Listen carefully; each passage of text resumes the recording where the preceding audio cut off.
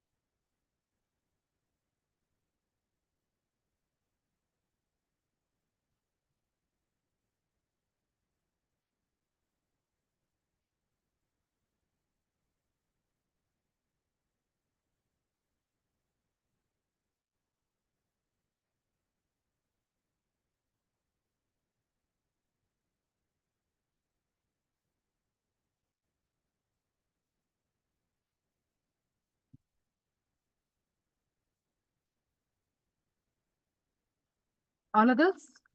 Zia home?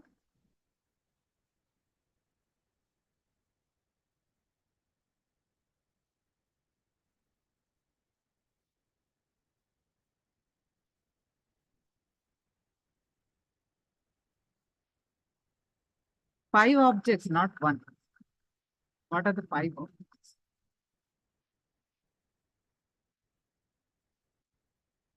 All of you are keeping, putting only one object. Five objects.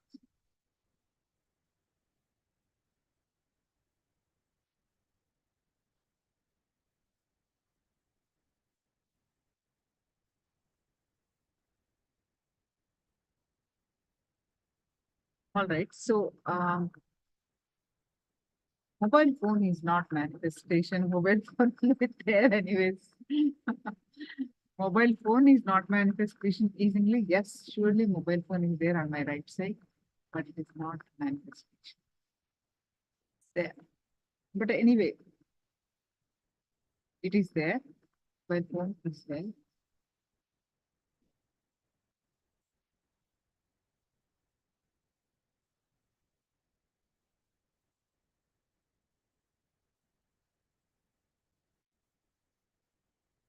The pen holder, water bottle. Water bottle is some bottle. Okay. Notes. No. And a half air necessary. Accessory. Okay.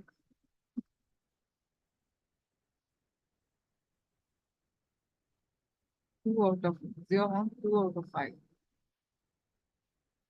Easily, yes, mobile phone is there. And desk lamp. Desk lamp, but standing lamp is there. Bangles. Yeah, bangles are not there, but something wrong. Black, blue, brown color. Brown color is there, black color is there. Blue is also there. All right, so good manifestations. Clap yourself, congratulate yourself. Yes, now let's learn about the Atmalinga. After this, all of you are clear, right? If you're taking this Diksha, you have to eat only vegetarian food with non-vegetarian food.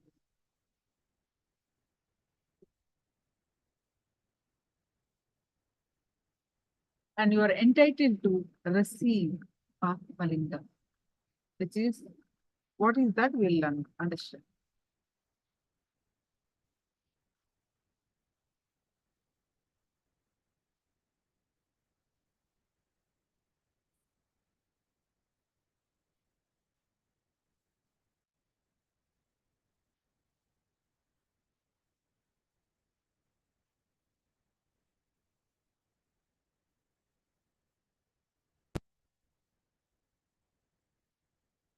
Atmalinga, Paramashiva energized for you.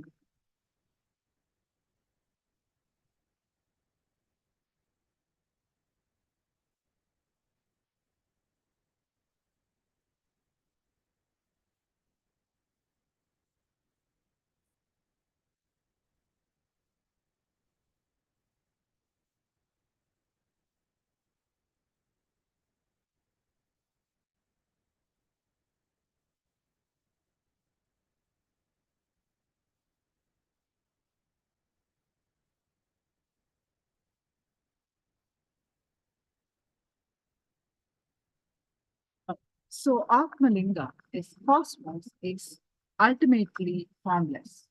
All of you know, consciousness is all pervading and it's formless.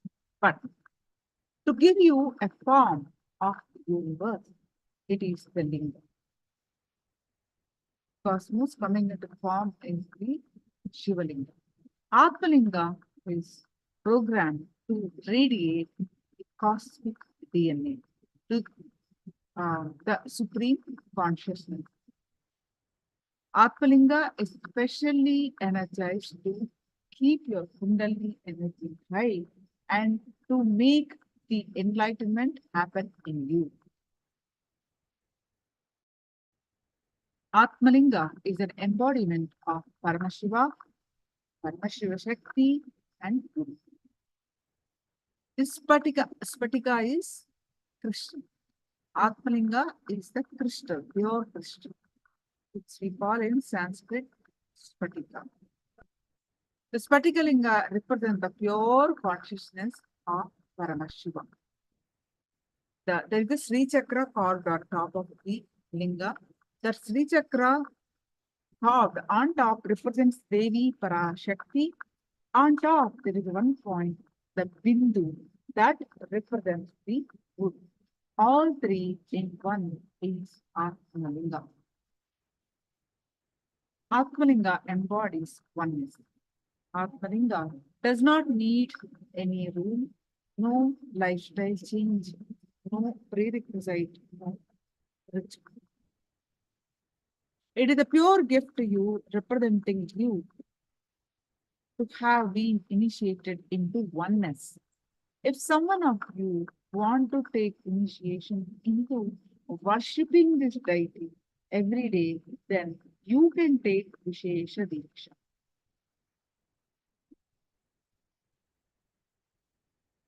Atmalinga and initiation into Leela Dhyana.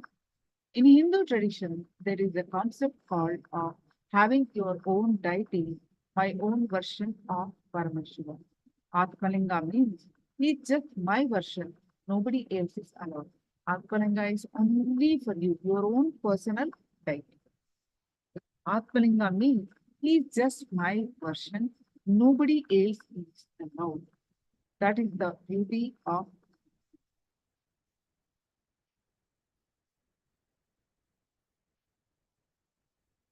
you can have your own version of Paramashiva through this Atmalinga.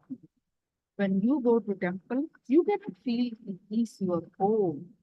The Archavatara, meaning the temple deity. Archavatara is what?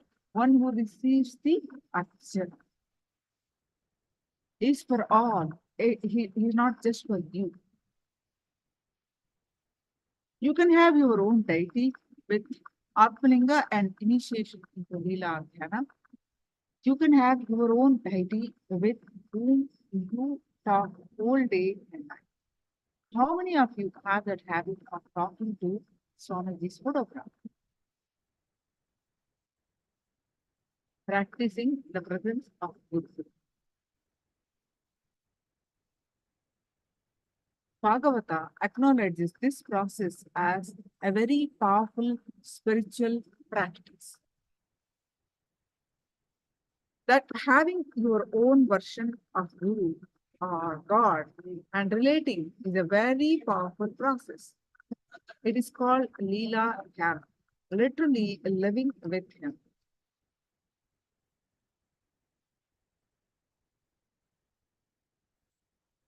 With Atmalinga, you're feeling connection with Paramashiva, Paramashakti, and Guru is kept alive.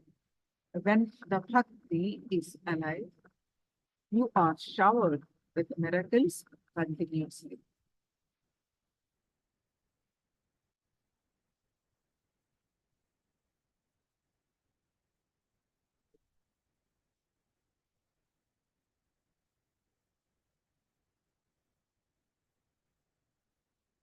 In the process,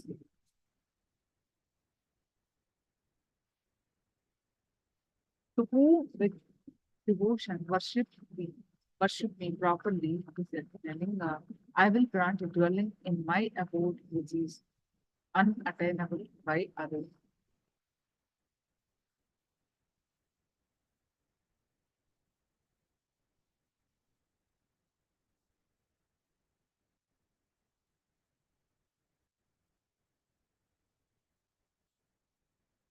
And Lord Rama worshipped he made the Shivalinga, the Rameshwaram, before he crossed the ocean to fetch Sita. Is a pramana. Now, beings who have received a linga from Shiva directly are Sri Adi Shankaracharya, Sri Tirujnana Sambandha Swamigal, the list of people, all are basically either Paramashiva Paramashiva's family and his incarnations and Swamiji's. Please, Paramashiva.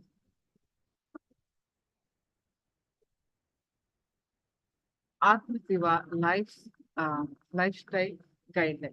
Always carry Atmalinga with you.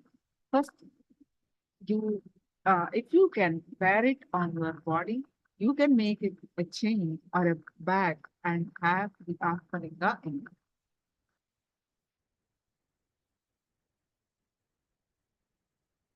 You can heal yourself and others just by keeping the Atmalinga on the area that needs to be healed on the crown center.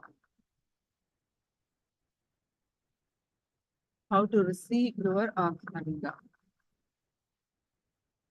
Remember to bring your Atmalinga for Nithyananda custom for energization. So now let's watch a short clip on Atmalinga. Any questions? Do you understand fully? Please let me know.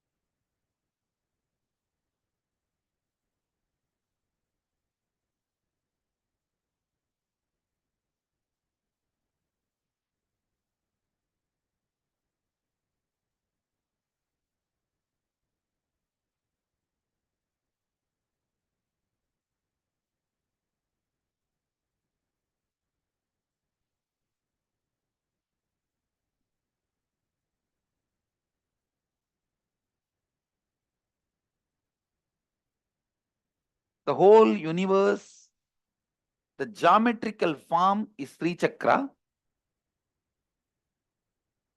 As per the scientist itself, the form of the conceivable form of the cosmos is Linga. Please understand. And the Sri Chakra, Atmalinga, is made of Spatiga, pure Spatiga. And the Sri Chakra is the geometrical form of the whole cosmos. The whole universe, the geometrical form is Sri Chakra. As per the scientist itself, the form of the conceivable form of the cosmos is Linga. Please understand. Ultimately, it is formless. But using any possible perception, trying to give a form for the universe, finally ends up only as a Linga. So, the closest form is Linga. The closest geometrical description of universe is Sri Yantra. The closest form of the universe is Linga, and the closest geometrical representation of the universe is Sri Yantra. That Sri Yantra is carved on this Linga. Please understand, Sri Yantra is carved on this Linga. The guru of Shankaracharya had many gurus. Only the biographers, because they were Brahmins, they removed all other non-Brahmin gurus from his life. Otherwise, he had many gurus. One of the Shankaracharya's guru, Abhinavagupta, installed the Shivalinga in Kashi Annapurneshwari temple. When we go to Annapurna temple, we will see this Sri Yantreshwara. The deity is there. And that is the Mula Devata of Mahanirvani Pita. So he is the original deity of Mahanirvani Pita who receives worship every day first. Actually, first he is worshipped in our Mahanirvani Pita. Only then all other gods, including Annapurni, receives worship. Please understand, he receives worship first. Mula Devata. Mula Devata means we may have many gods in our temple, but this deity is the chief deity. So the Sri Yantreshwara is the Mula Devata of our Sangha. Nirvani Pita and Nithyananda Sangha, both. For both, this is the Mula Devata. By form, the male Shiva energy. By Sri Chakra, the female Devi energy. By energizing the Guru energy. All the three are inside. This represents all the three. This is the most powerful piece of content.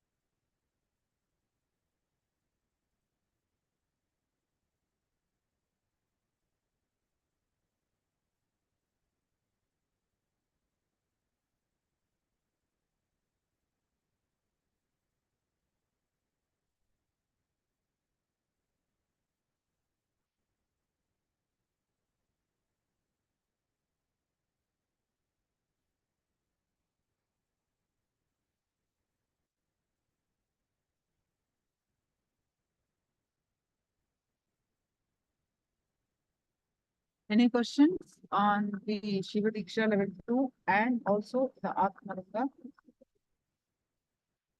Please do let me know.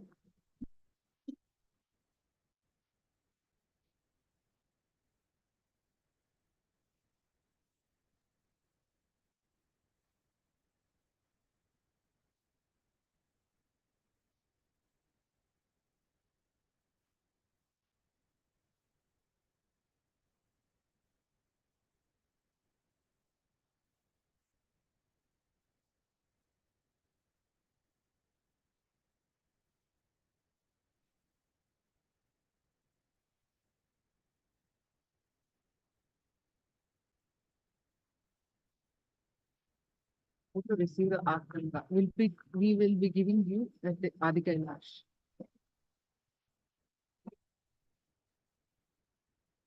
We will be giving you here physically.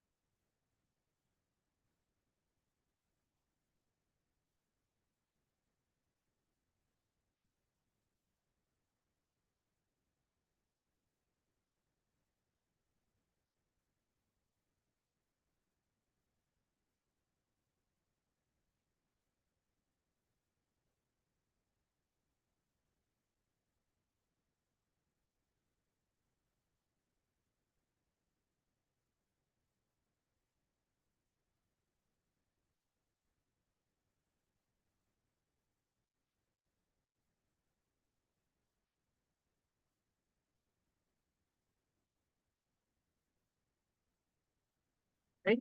So now let's learn more about the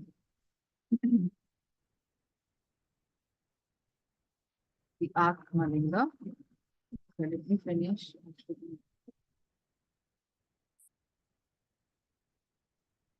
next layer.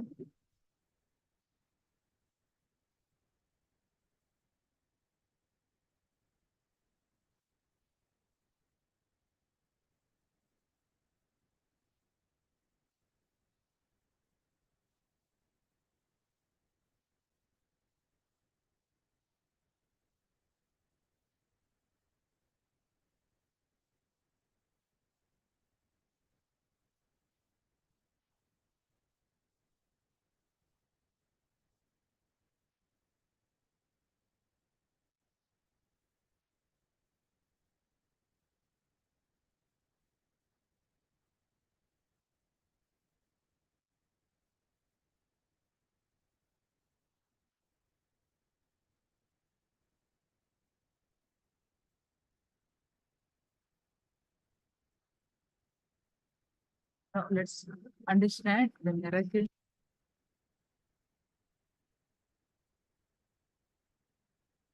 We will enter into death process.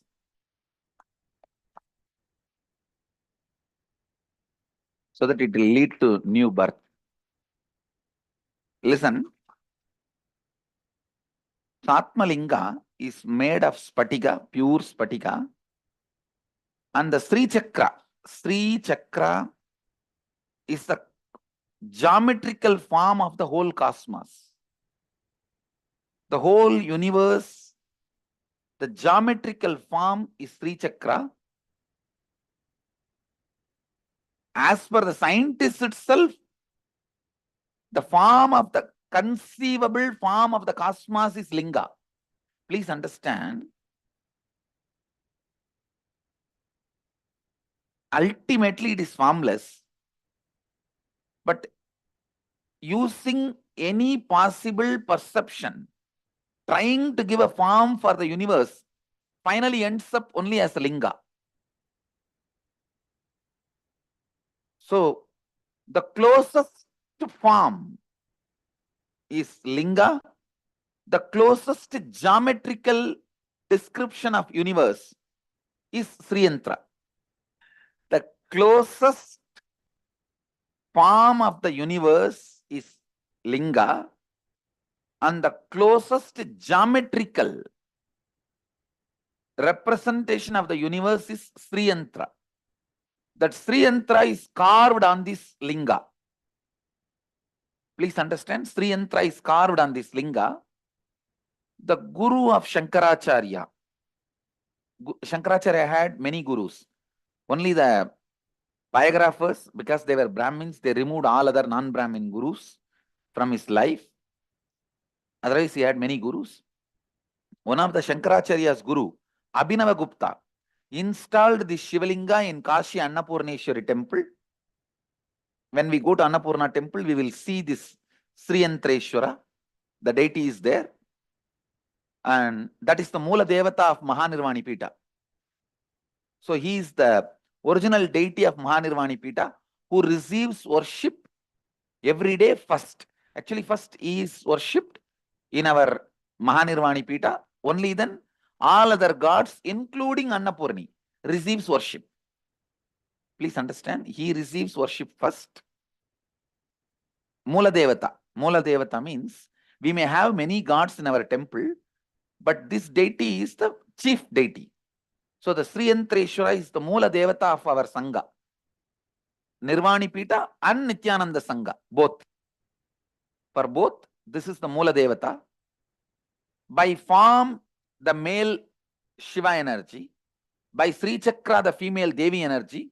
By energizing the Guru energy. All the three are inside.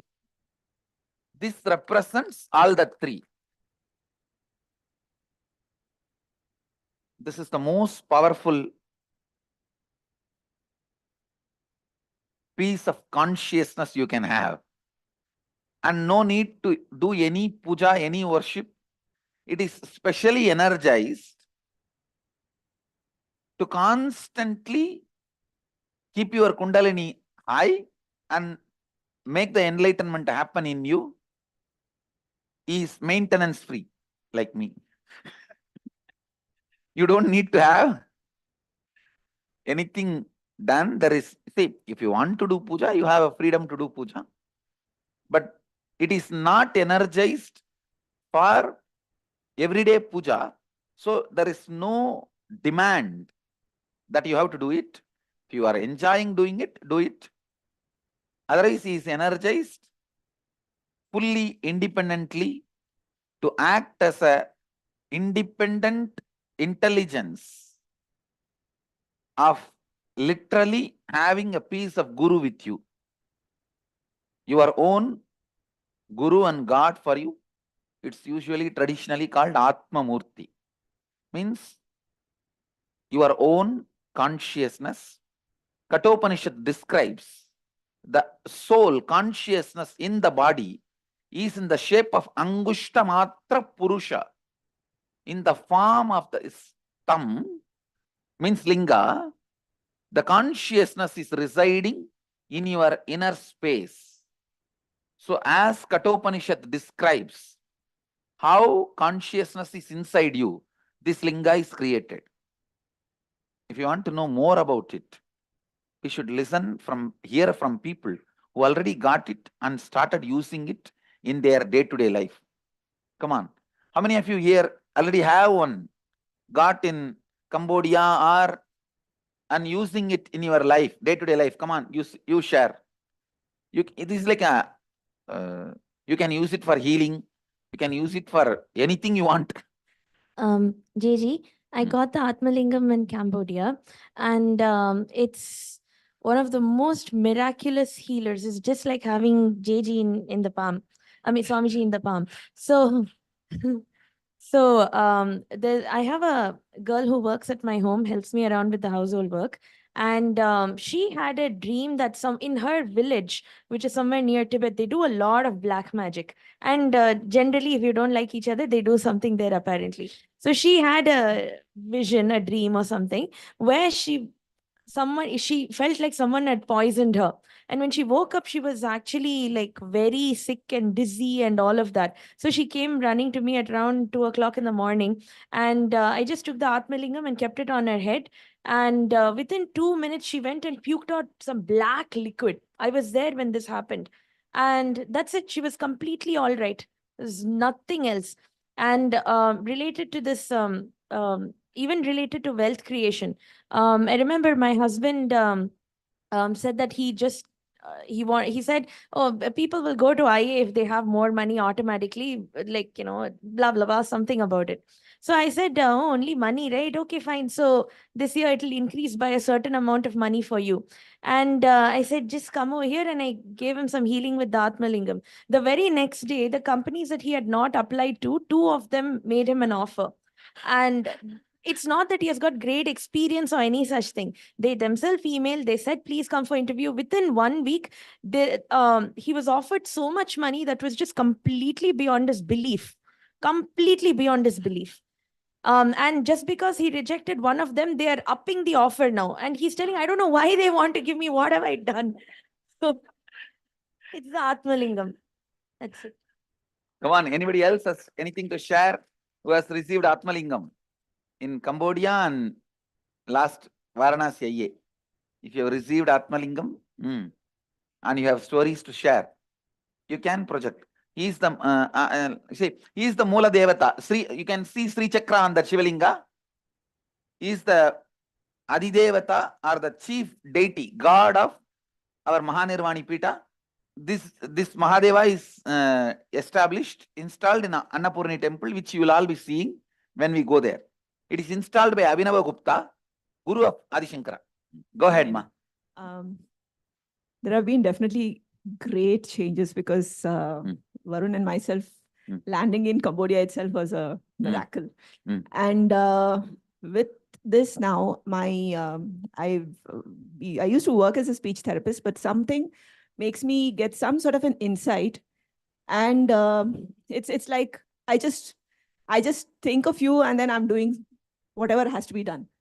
And the patients, when they come, they just keep, I'm slowly getting a little more number of private patients. And I know it is all you doing it, I feel, because the patients are, I just don't know what I'm doing, but I know that they're coming. That's all I can say. Because anyone who got this as at least 25 stories to share. Swamiji, I use it for healing, Swamiji. So every week when we go to Dr. Shanti's clinic, defaultly we keep the Atmalinga. See, I don't know about the people who are receiving the healing, but for me, the self-doubt is so much. So I just keep Atmalinga is there to do the job. So whatever it does, it feels so much. I'm able to just relax into myself when I have something where I can complete it because it is independent of my mind. So it actually helps me in that way, Swamiji. You can just keep him under your pillow. You will have a beautiful, peaceful, complete sleep. You can heal yourself. You can heal others. You can do anything you want with him. And he will go on causing miracles. Go on causing miracles. Literally God living with you. Yes, go ahead. I mean, actually, my wife has attended last IS Shanti.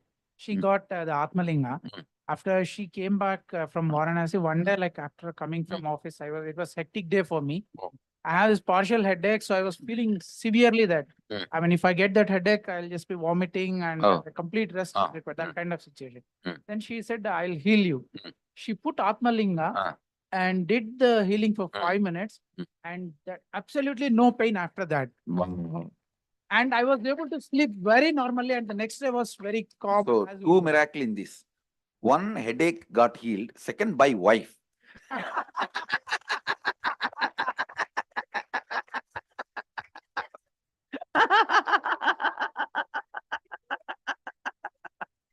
That is real miracle. I am very happy and I am convinced about the power of Atmalinga.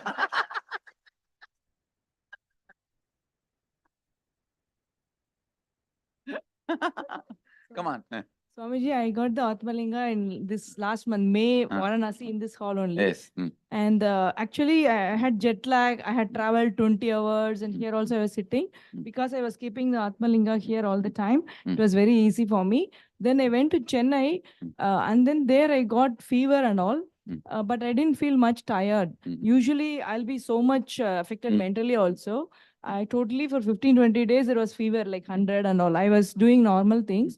And one more thing is first 4 days, because I had a lot of cough, I didn't put AC, I didn't put fan. I was sleeping like that for 4-5 days. My mom asked, what body is this? Is it iron body? We cannot sleep without... I mean, I was managed to sleep in that sultry thing. And this Atmalinga was always on my bed. Good. And after that, I came to NKY in Bangalore. And this whole trip worked out. Maybe it's because of the Atmalinga's power. Daily it was under my pillow. Anybody has any direct stories with Atmalinga? Actually got a healing from Atmalinga. From by whom? Dr. Shanti. Oh, okay. Some of you might be knowing I lost my son last year and I wanted to have a baby. And I came to you for asking, blessing it with the Kalpadaru, and you said I will have a baby. But the gynecologist and all said that it's not possible because I have crossed that age, whatever is physical age. And I was thinking that by March 11th, that was his date. And I have to, if I have to get, then I must conceive. I had a lot of incomplete. So I just called up Dr. Shantima that can I come, can I just know what is the reality? So she was telling about Atmalinga, which she got in Cambodia, and a lot of miracles happened through Atmalinga. So I said, can I come for healing? So she said, I'm not calling you. It's Mahadeva calling you. Please come. So I went there. That was on February 19th. And she healed me. And I said, no, I'll come for next 3-4 days. She said, don't plan anything. If you have to come, you will come. So exactly after a month, that was February 9th, March 19th, even though, it's I had missed the periods 2 months before, which was showing the test negative. And March 19th, I called her up and said that, result is positive and I'm not believing it. And she said, at time she was in the ashram. She said it had to happen. So it is really, I have experienced the healing. Thank you. You will have actually, now you will have your own stories now. You will see, you will have your own story. One story I have is a girl and dad came to our house, and they both have a lot of incompletions with each other, and they always, whenever they look at each other, they'll start biting each other. And she was she came to our house, and I gave her healing, and she said she saw Kali. Good. That is nice. There's this couple in Oman who have joined the Sangha. They come and go and all. They had some guy cheated them out of nearly 500,000 dirhams, which is like 500,000 dirhams. And he ran away from the country. So my parents called me up on VC, and we were talking to them. And I had the Atma Lingam with me. We don't do distance healing, no, JG. But I said the Atma Lingam can do anything. Yes. So I put Atma it. Lingam has no restriction. That's what. So I just made them come to the screen and touch the this one, JG. And I said, next day, the person will come back. They said, no, he has gone away to Iran. That midnight, my dad called and told me in Iran, in the plane, they have stopped the plane. The Dubai police stopped the plane, got the fellow out and caught him and got the money back. That night, they got 250,000 and the remaining was from court.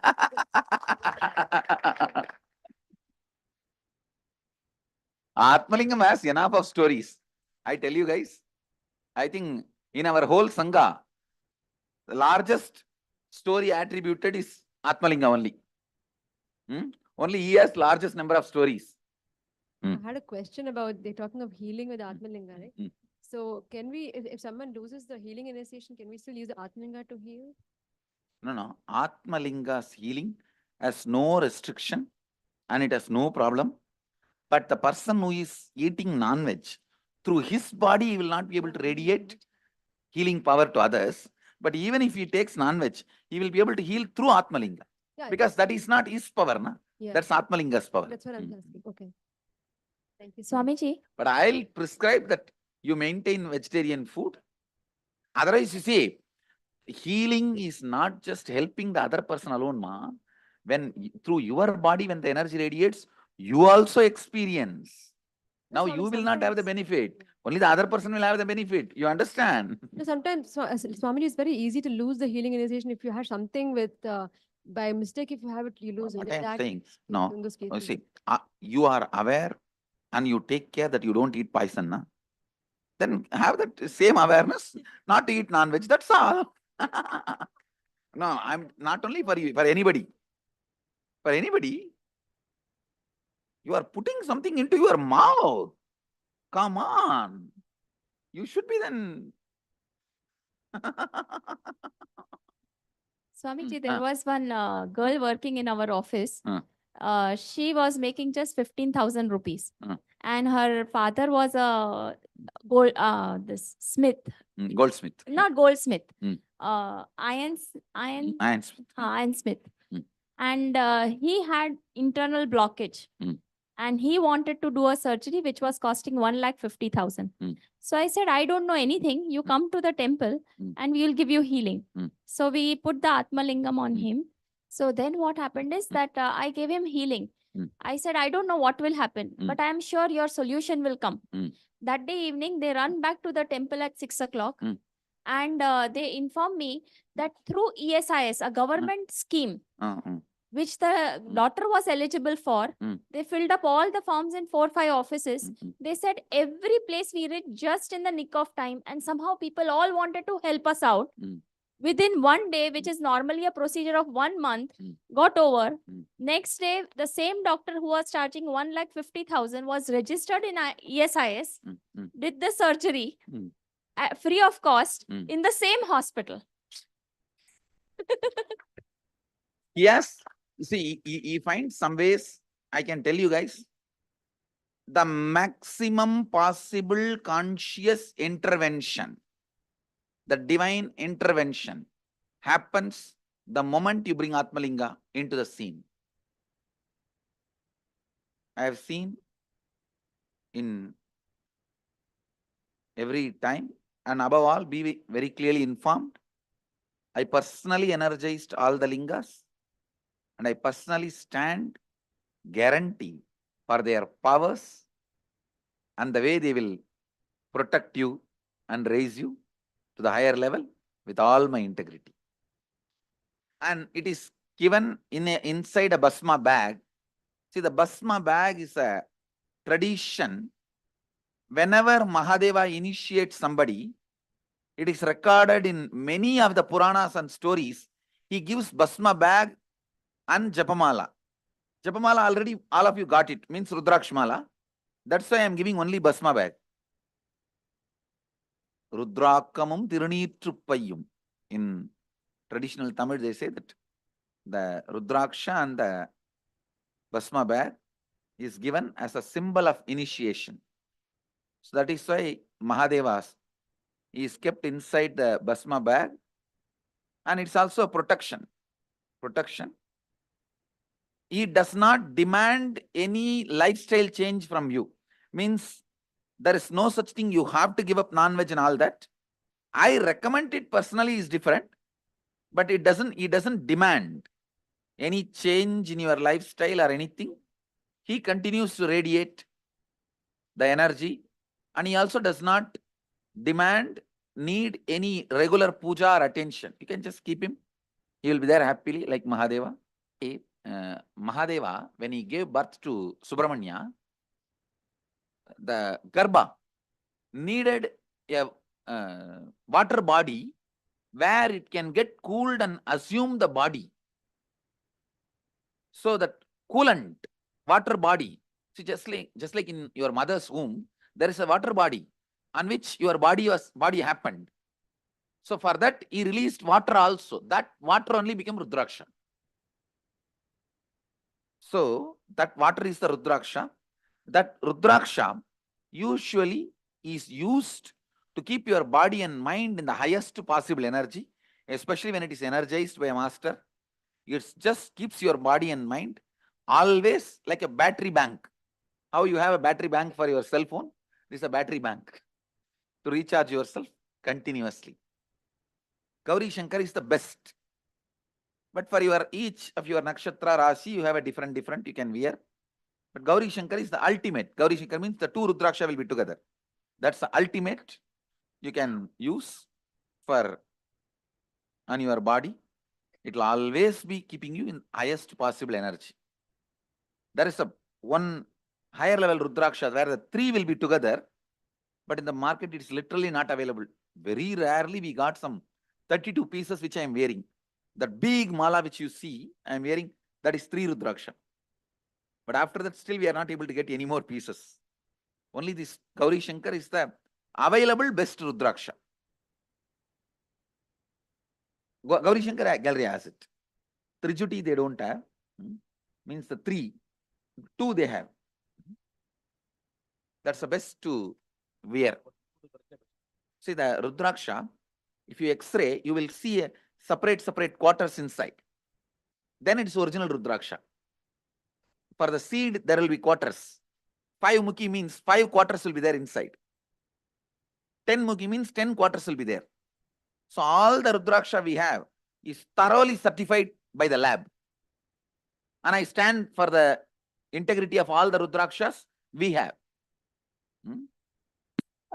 I asked you that do we have to complete with a person whom we have not spoken to for a long time or who will not pick up our call? What I am saying. Call the person and they answered. See. That's good. You completed? Good. Before May Inner Awakening in Varanasi, I'd come alone to Varanasi. And at night, 10:30, after that, I'll walk to the Manikarnika Ghat. And there'll be too much crowd and no lights at all on that one street. And it'll be very dark and lot of villagers will come and land over there. They'll be drunk and whatever. And everywhere they'll be sitting like groups. So when I'd cross on the first day, I'll always have the Atmalinga with me.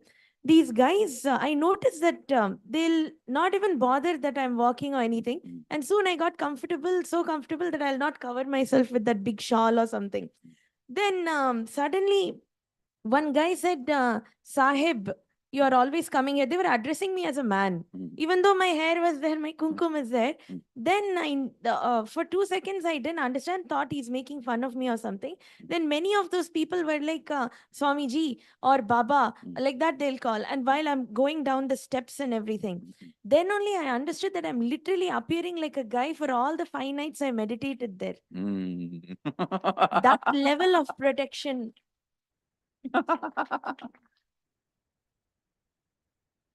Great.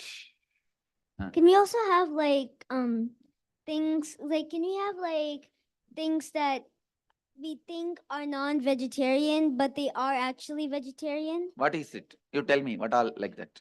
Maybe like like bread with a little like dust in it. Do you think it's kind of like chicken? What is say anything which is not non-veg, which is veg, you can have. Okay. Nothing wrong.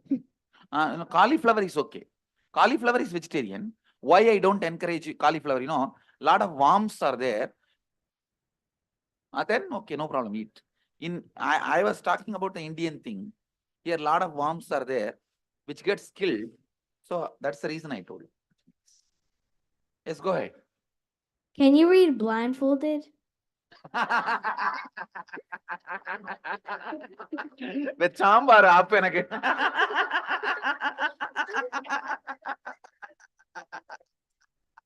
Because we do all the blindfolded, and I wonder if you can do it. Actually, no. When I close my eyes or blindfold, if I concentrate on third eye, I fall into samadhi, where I can see the whole universe, and I will not be able to see the individual or the localized things which is in front of me. Understand? So that is the reason I am not able to. Today, the morning satsanga was for me, but it created the identity crisis. Now, I don't know what my real identity is. And I talked to few No, of the... what you want to do, you wrote that day, na? Your authentic identity, what you want to have. Yes, you told me. Did you come first day or you came second day? No, I came first day. But then yes. That is your identity you want to have.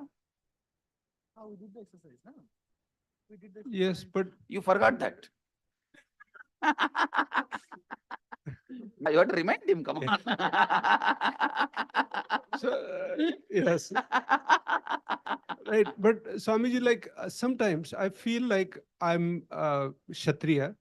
Sometimes I feel I'm born in Vaishya family. You see what so there's a confusion. No, basically, forget about your birth. Yes. Now, what identity you want to establish, that the authentic identity you want to have, that is your identity. You have to work for that. That's all. That is too big, Swamiji. That is what you are supposed to do. Then you wrote just to fill the paper or what? Come on. You wrote for life. Like Swamiji, I'm thinking of becoming working for the country in social projects and but then now you will have to make it possible. He said no. Because then you what else you think I'm doing sitting here? Yeah. It's a Madurai Adinam tradition. All the disciples will be given the basma bag by the vastra which is put on the Sanidhanam. So this is the cloth which I myself put it on my body.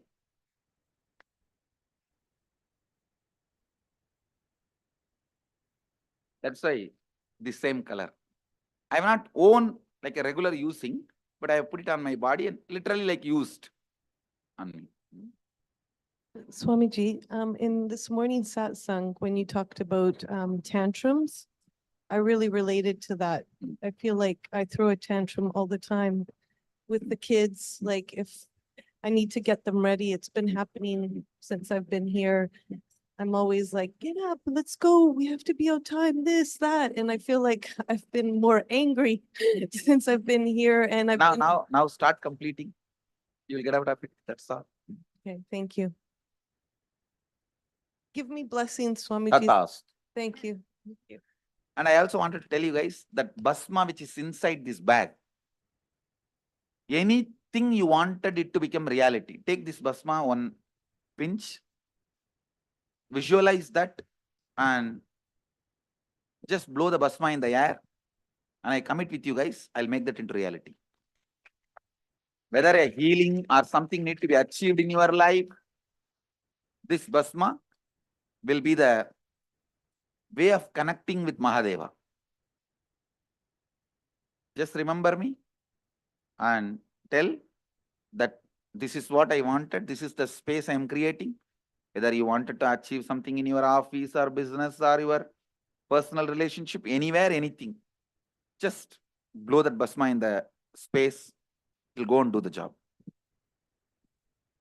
Now, we have a lot of people doing this BB, Bhasma blowing, and getting achieved whatever they want. No, you can go on be adding. This bag is energized. You can go on add any amount. Bhasma is a sacred ash. That is what is Vibhuti, is what is Bhasma. Vibhuti is Bhasma. You can, there are so many words now. Udhi, Vibhuti, Bhasma, Tirunir in Tamil. So each language has its own word. Last time my aunt attended IA in Varanasi, sir. He just came back and I want to share, and I am to come to Varanasi. I told, she take the Bhasma and blow it up. Blue. I'm here. Maybe she has blown a little fast and you landed here. So, Swamiji, you use the word Brahmanya Bhagavutram. So that one, like if people attending here, a lot of IA and integrity, good integrity. So even sometimes when we think something for the benefit of others or very reasonable stuff, it happens, no, Swamiji? Similar to the Bhasma thing. Bhasma blowing is one of the very powerful traditional technique to connect with Mahadeva. Just pick up and remember Mahadeva and blow. Gigi? So every night in the causing meeting, so we'll have a list of people. And you blow Bhasma for them. It's just blow Bhasma. Here Tanmay is sitting here, right? Okay. So he told everything, the money, all of that is arranged. Only the train ticket, waiting list, this, that and all. Nowadays, we don't even stop for let's complete do anything. We just take the Bhasma, remember your name and just That's blow. And it goes and does its job and comes. That's all. Swamiji, Go ahead. Nanatma ma'am called me, I think, a week before, and she said, I have energized Bhasma and I'm blowing it and you will be there in the Varanasi. I said, it is just, how is it possible? Because I have not planned anything. There are so many obstacles and it was just not even in a dream, but I had an intention. But she said, no, this is going to happen. I'm just going to do it now. It's done. It's really done. Actually, all this looks it looks like a superstitious for the so-called the atheists. And when you start living with this, you will understand it's not superstitious, it is super conscious. Swamiji, I said, Kashi Vishwanath and Bhagwan Ram, do whatever you want to do. And one guy came out and I prayed you also. Then this guy came and said, hey, I have to get down here urgently, but my seat number is 20 and 22. Please go and sit there. And TC has already checked, so no one will disturb you till Allahabad. I asked him, can I have your ticket with me? He said, no, if the TC asked when I pass out the gate, I need it. He said, but don't worry, you sit. So I went and sat. And we got down at Allahabad. We wanted to take the bath and first time cleanse ourselves. And everything worked. Even in when we came to Allahabad, the guy said, one lady my dad met, and she is an old lady. She has been coming here.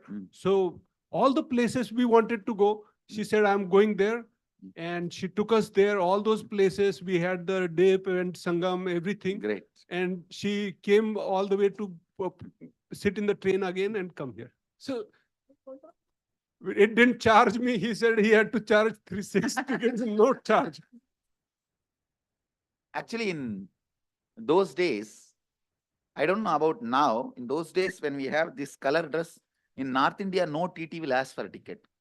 You see, 9 years of my travel, never I bought a ticket. No, I'm going to write it in my biography. 9 years of my travel, never I bought a ticket in train.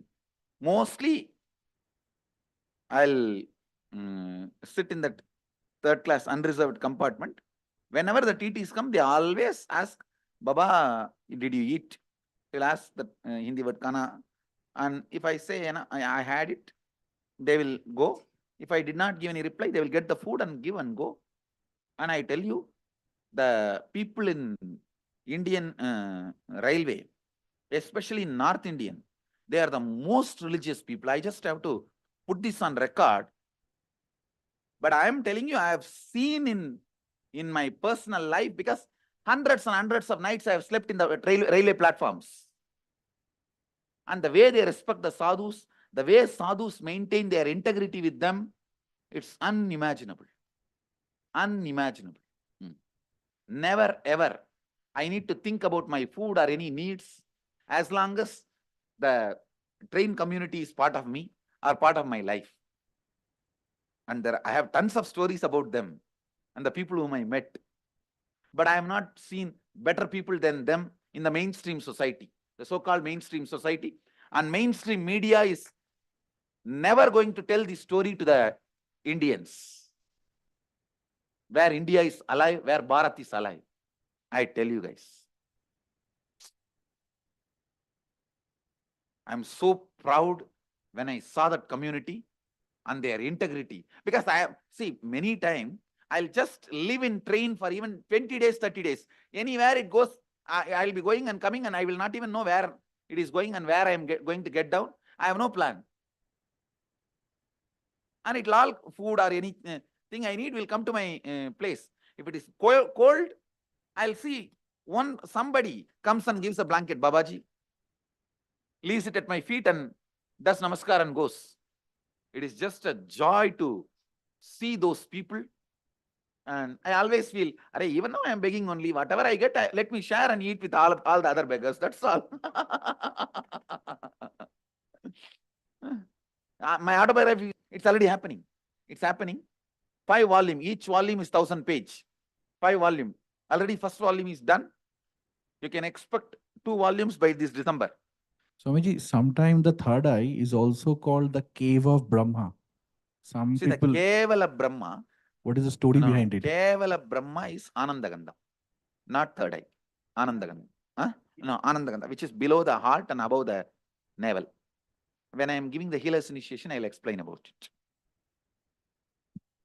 See, I have seen some of the richest people in close quarters, but I have not seen the quality of life and the heart which I have seen in the train. That 9 years has made me so rich, consciously, and it has added to my life so much of color. And if you sit and listen to their stories and talk to them, it is inside each one of them you will find such beautiful beings. Such beautiful beings. It's unfortunate nobody has done PhD on this community. I really feel some of the next generation youngsters should do PhD on them, on this community, on these individuals, on these people.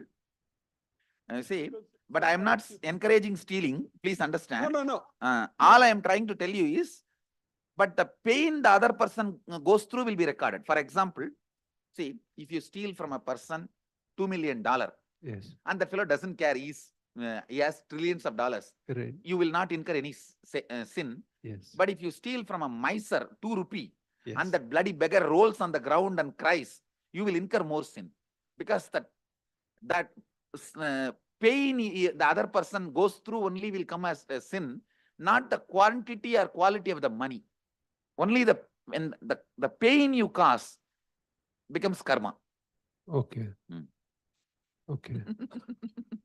Swamiji, yes. About this is a very big coincidence that today this great divine opportunity is happening, that you are giving Atmalinga.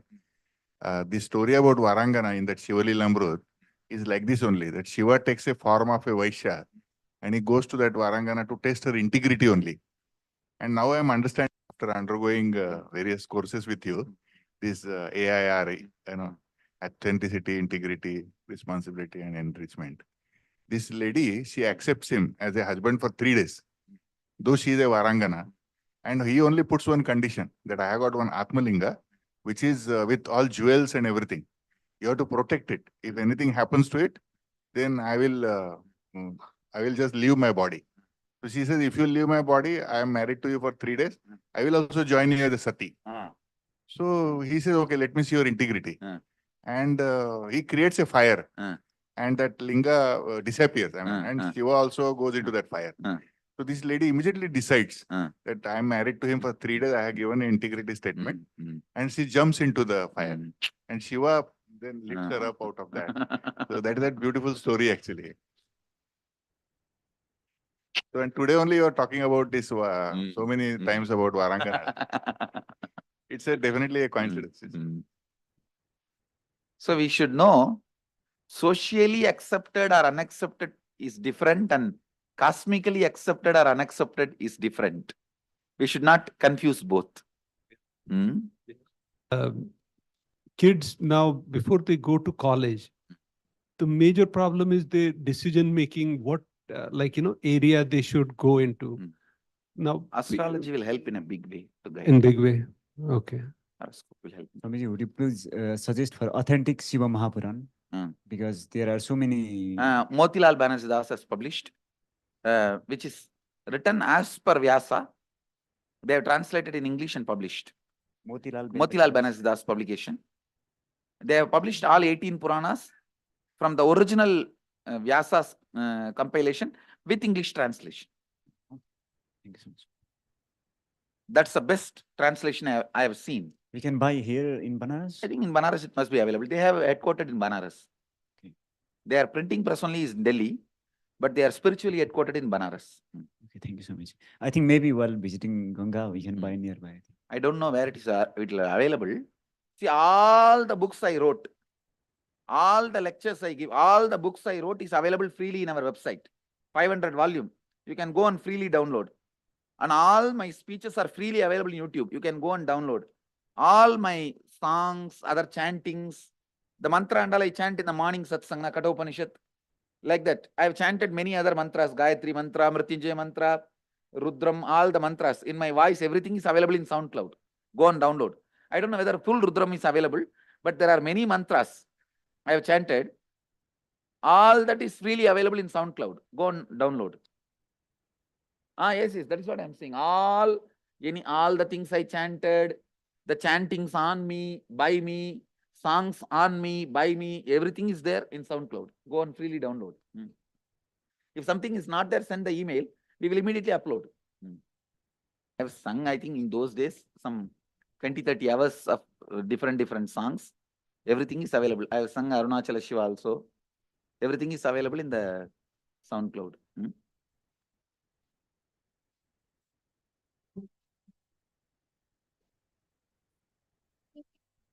ஒரு பழையதும் இல்லை, இரண்டுமில்லா வீடு இயற்கையும் இல்லை, இயற்கையின் ஆணைதான் ஞானத்தின் எல்லை. பாசமுலாவிய கண்களும் எங்கே, பாய்ந்து துணாவிய கைகளும் எங்கே, தேசமளாவிய கால்களும் எங்கே, தீவுண்டதென்றது சாம்பலும் எங்கே.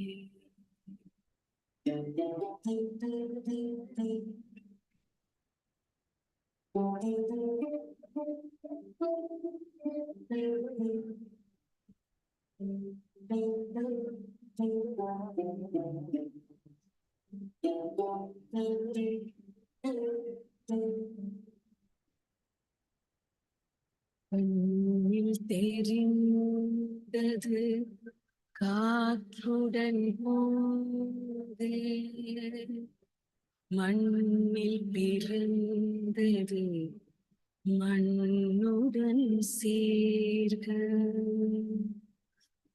எலும்பு சதை கொண்ட உருவங்கள் போக, எச்சங்களால் அந்த இன்னுயிர் வாழ்க.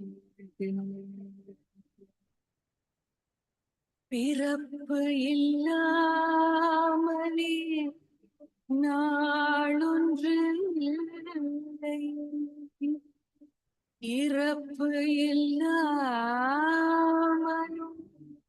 நாளொன்று இல்லை. Rama, Rama, Rama, Rama, நினைவுகள் Rama. மறதியை போல் ஒரு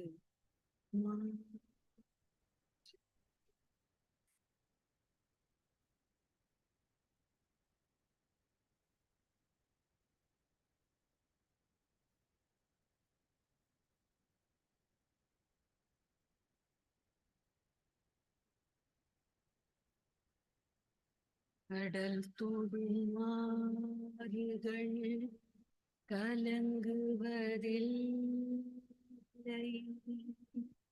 கரை தொடும் காரைகள் அழுவதும் இல்லை. நதி மழை போன்றதே விதி என்று கண்டு, மதி கொண்ட மானுடர் மயங்குவதை,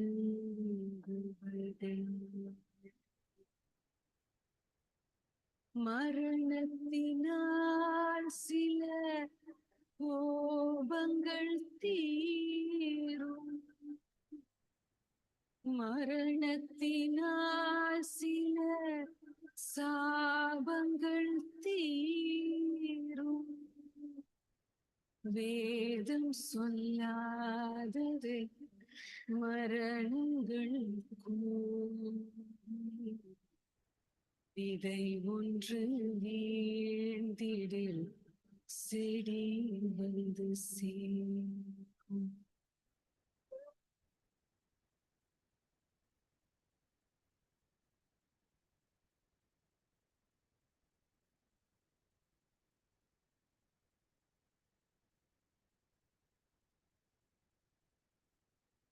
நமக்கு யாத்திரை வந்தோம், யாத்திரை தீரும் நித்திரை கொண்டோம், நித்திரை போவது நீயது என்றாயும், யாத்திரை என்பது தொடர்கதையாம். தென்றலின் தீண்டிடும் போதும், சூரிய கீற்றொளி தோன்றிடும் போது, மழலையின் தேன்மொழி செவியுறும் போது, மாண்டவர் எம்முடன் வாழ்ந்திடக் கூடும்.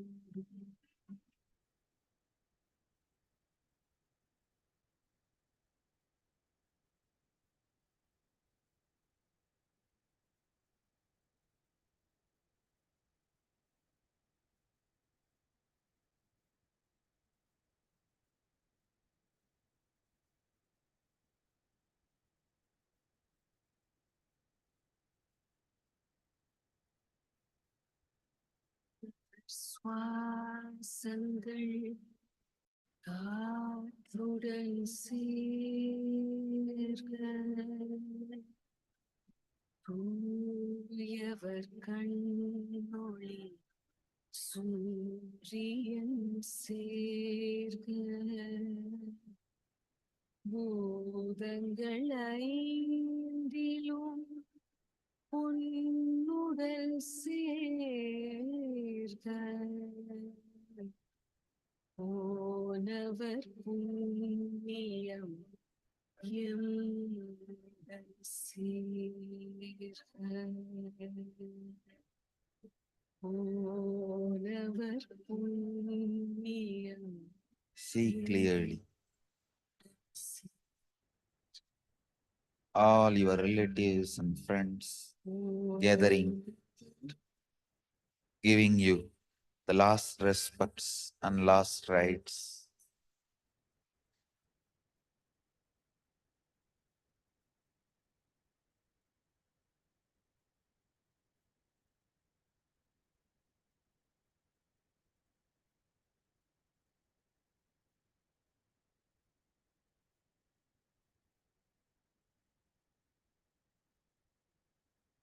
Your body is offered to fire. It's returning to the nature, getting reduced to ashes. You, your consciousness, dissolving into the cosmos, being one with the energy which moves the sun, moon, stars, planets. Be one with the cosmos. Shivo, Shivo, Shivo. Nithyananda.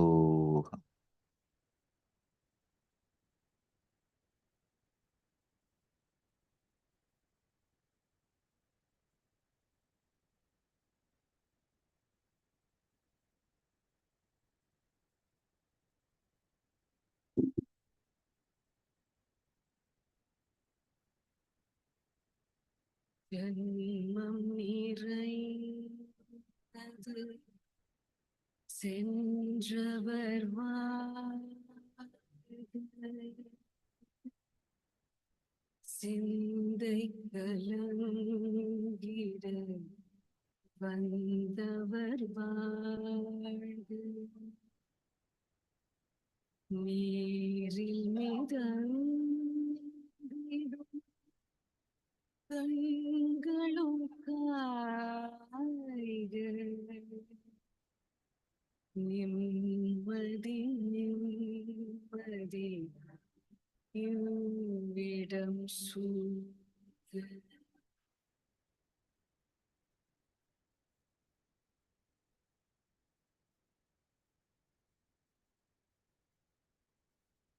Hey.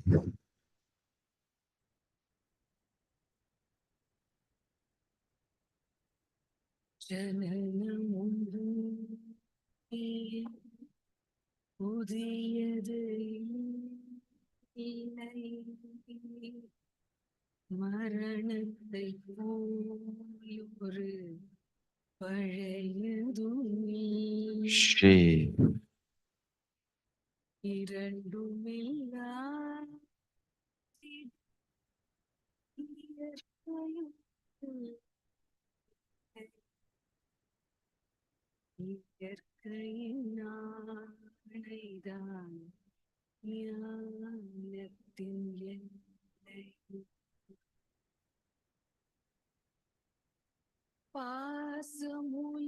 பாசமுலாவிய கண்களும் எங்கே பாய்ந்து துளாவிய கைகளும் எங்கே பேசுமளாவிய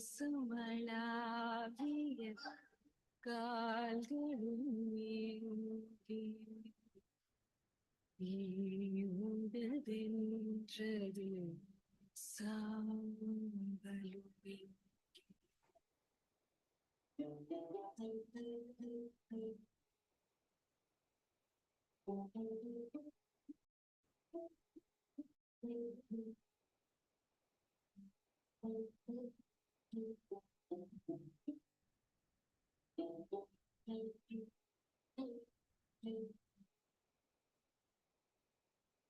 கண்ணில் தெரிந்தது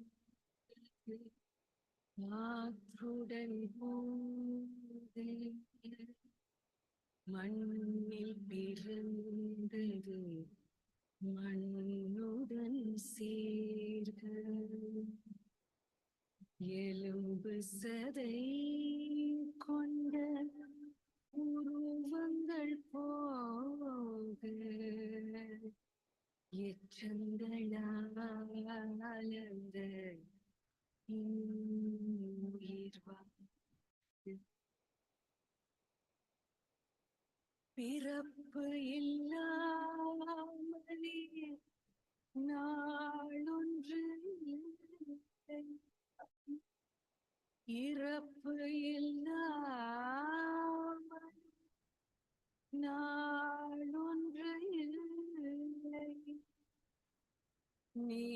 நேசத்தினால் வரும் நினைவுகள் தொல்லை மறதியை போல் ஒரு மாமரம்.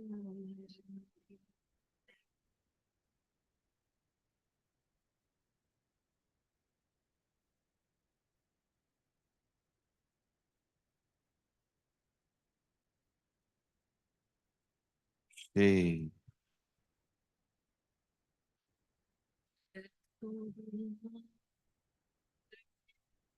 கலங்குவதில்லை கரை தொடும் பாறைகள் அழுவதும் இல்லை. நதி மழை போன்றதே விதி என்று கண்டு மதி கொண்ட மானுடர் மயங்குவதை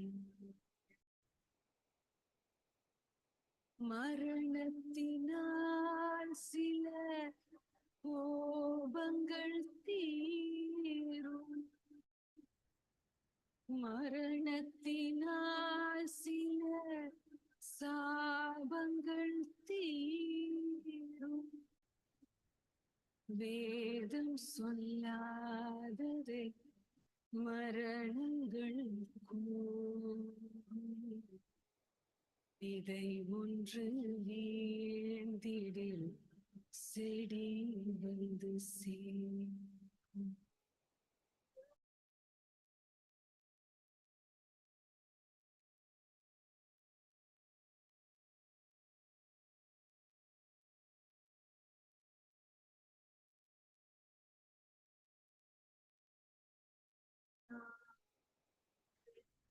யாத்திரை வந்தோ யாத்திரை தீரும் நித்திரை கொண்டோம் நித்திரை போவது நீயது என்றாயோ யாத்திரை என்பது தொடர்கதையாம் தென்றலின்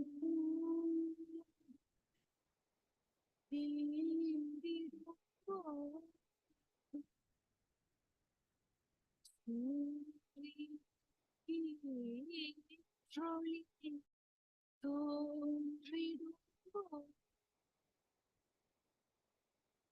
மழலையின் தேன்மொழி செவியுறும் மாண்டவர் உடல் வாழ்ந்திடக்கும்